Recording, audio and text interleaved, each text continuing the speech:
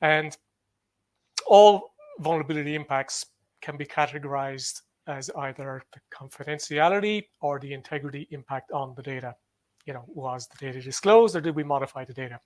But also the availability of the service. Did the service go down or what? And you'll see this CIA Triad as applied example in CVE, Common Vulnerability Scoring System, under impact. So it's quite useful there. However, when you look at the data across all published 250K CVEs, what you see, though, is that most of the values associated with CIA ratings are high. So more than 50% or approximately 50% of CIA impact values are high, meaning if you're going to use it for prioritization, not very useful. When everything is high, nothing is. So yeah, looking at the data, the CIA values used in CVSS to score CVEs, not very granular or useful. What MITRE prescribes is actually 8 technical impacts. So they include the CIA, but they also include, let's say, the impact methods, as in the things that led to the impacts. So, what led to the example, the denial of service where availability was affected? Was it something or someone gained privileges? Was it bypass the protection mechanism? Or was it executing unauthorized code or commands? And when you think about it, most people get excited about when they hear an RCE, and everyone goes, well, that's an impact method. That was the thing that led to something. Either the data was modified, the data was disclosed, or the service was taken down. That's the CIA Triad. But if the RCE didn't affect any of those, then it doesn't matter. If you had an RCE that didn't change the data, didn't disclose the data, or didn't affect the service, then there's no impact. So understanding vulnerabilities and the methods or the impact methods used to arrive at those impacts is very important when you're trying to prioritize vulnerabilities, and prioritizing by impact and exploitation is important. I think that's the main additional view I would add. Now, when you go beyond the CIA, there's all sorts of other impacts, whether it's reputational, whether it's financial. A lot of software now is, let's say, implementing cryptocurrencies. So there's a direct financial impact from a bug, things like that. So there are additional impacts, whether it's brand, reputational, financial, whatever, health and safety, that are relevant, but the CIA core remains relevant. The impact methods that lead to that core are also useful and relevant. And then there's the further broader impact of, what does it mean to a business? So in conclusion, necessary but not sufficient. No, I agree. Rob, do you have anything you want to add? We're really open floor, so anybody can pipe up.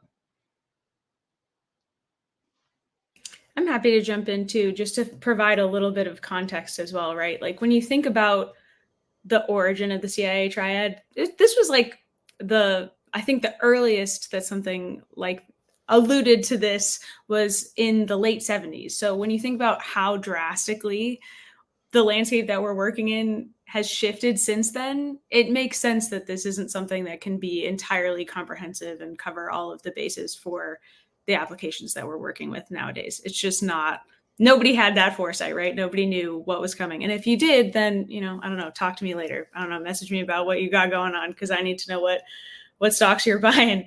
But it does still lay a really solid foundation and groundwork for being able to understand what do I need to consider, not just necessarily in terms of looking at the vulnerabilities themselves, as Chris was talking about, but even from like a programmatic perspective, right? How do you understand what you want to prioritize? This does still add value. I think one of the things that maybe we haven't talked about on this note that would be a little bit interesting to explore, and I'd love to hear your guys' thoughts on this, particularly as you're sort of walking through this path actively right now, is the fact that the CIA Triad doesn't really provide a really great way for organizations to understand what they should be prioritizing in order to respond or to be able to react, right? Nowadays, unfortunately, it's just not possible to say that you're going to remediate or mitigate every single vulnerability, every single risk. There's always going to be something that persists across your code base. And so for organizations that are trying to be able to do their best, right, part of that is understanding, okay, well, how good am I at, one, detecting things across the SDLC, whether that's early or if something happens in production or in runtime, being able to flag that. But also being able to understand, like, okay, well, how well do I respond? Like, am I set up in such a way that when that information comes back to me, it's clear, actionable, and there's also processes in place to help me kickstart this mitigation or remediation process.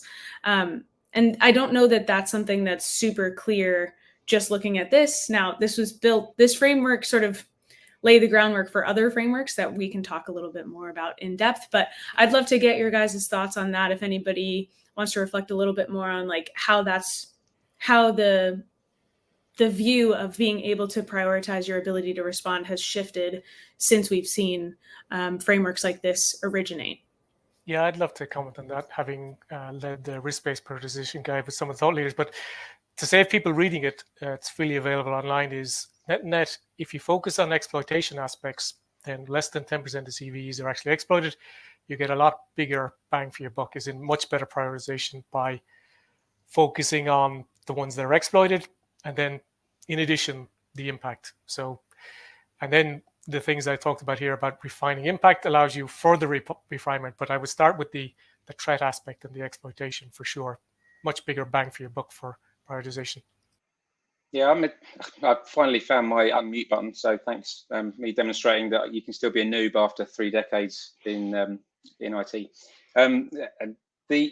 I still find the confidentiality, integrity, and availability piece a great way of having communication, having conversations with the business, starting conversations with the business.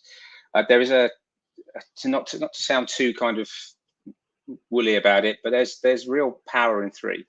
I mean, there's 3 is a magic number. You break it down to these 3 things when you're talking to the business, and you say, hey, we just want to protect the confidentiality, integrity, and availability. We're protecting against unauthorized disclosure, unauthorized change, or just losing it. And they go, oh, okay, yeah, I understand that. And that's great. So I think it's still highly relevant that we have this go-to kind of, and that's what we're trying to do. That first order thinking, those first principles of CIA.